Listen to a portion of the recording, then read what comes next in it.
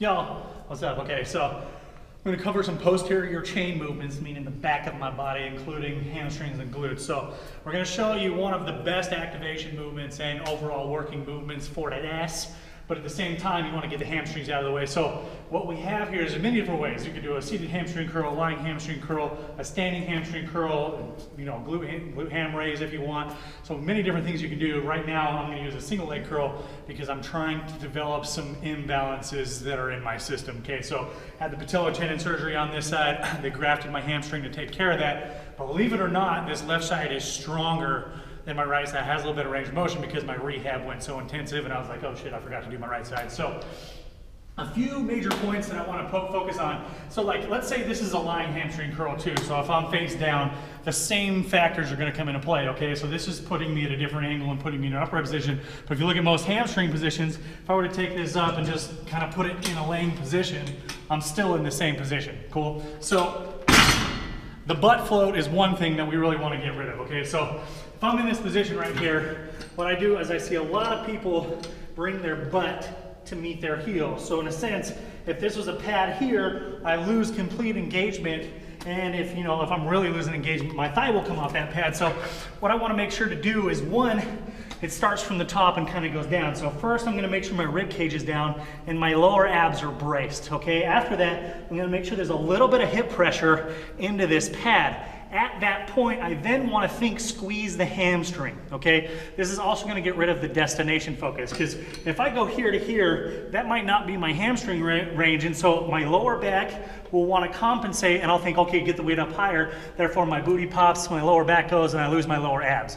Okay, so at this point, what I want to do is, if I have to get into the squeeze portion, I want to think hamstrings, and if it gets tighter, I want to think squeeze down and pressure into the thigh so I can squeeze, instead of if I broke in like that. Okay, so there's the pressure here. Again, a good rep looks like this. It gets harder, I want to squeeze into it. If the bad rep gets there. Okay, so in a sense, I'll do a full bad rep for you. We're like, oh, I can do this all fucking day. Like, oh yeah, piece of cake. It's just like my hamstrings, yeah, they're getting some work at the very top and on the way down because I have to catch it. But the whole point is to get that hamstring to work under a long time under tension. Okay, so significant tension. Squeeze through, squeeze, squeeze, squeeze.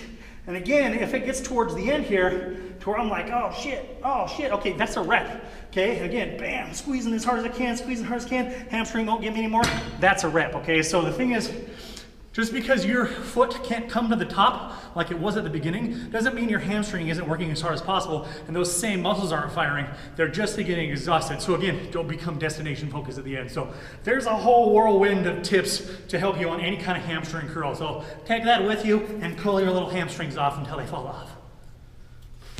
Cool. Go. Okay, so now that we got the hamstrings out of the way, we can move into one of the best glute movements you can ever have. So if you really want to build big ass, you got to get onto some like glute ham raises, some reverse hyperextensions, and some serious deadlifts.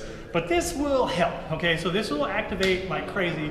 You see a lot of those band movements, it's like this comes like night and day above all of those. So now, this isn't a back extension, so there's a few things that needs to run through your head. At the same point, okay, so I'm gonna lock in here, and I'm gonna make sure this pad is coming right under my belt line, okay? So that'll help to where I'm not using too much lower back, and I'm also not leaking into my hamstrings as much, okay? So at this point, I'm gonna also develop, like, see where it feels best in terms of width of where my feet is. So I'm gonna come here, I'm gonna squeeze, and I'm gonna kind of move my feet and see where that tension is the most maximum, okay? So like, if I can get my ass to cramp, we're in a good spot here, okay? So another thing too, is I have some pressure in my lower back. Now I want to get rid of that. So while I'm squeezing my glutes, I'm gonna lean forward and also find like a semi-crunched position.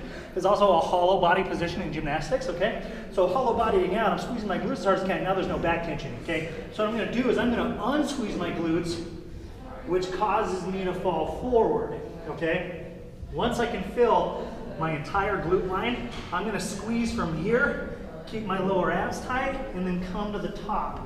Now, as you can tell, I do not come to here. Okay, that's not a back extension. It's almost like I haven't completed the movement, but I'm squeezing my ass as hard as I can, okay? So again, unsqueeze to bring it out. You can bring your hands to your chest, which helps keep that crunch hollow body position.